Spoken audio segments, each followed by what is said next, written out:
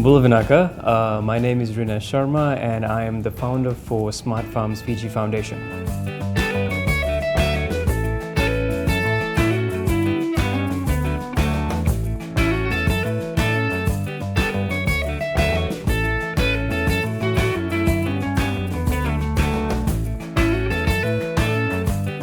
Smart Farms Fiji Foundation is a local-based NGO that looks at the cultivation of hope and leadership among its people through technology-embedded farming mechanisms to build capacity, resilience among our nation and the region. Well, as the founder, I am a software engineer by background, and I worked with a lot of farmers in the region to develop this solution where technology embedded with the local resources to create an initiative for the locals by the locals. So for the Fijians by the Fijians in moving forward. We have a range of data available with SCOs, NGOs and government. I had access to this and we have incorporated this with the innovation in moving forward, basically mitigating the unprecedented risks we see. Farmers and even backyard farmers to semi-holder farmers they face on a everyday basis. UNDP financially has facilitated for a meaningful and scaled up impact in Fiji Islands, and with the beneficiaries, every stakeholder has benefited from this. So from financing to building capacity for the NGO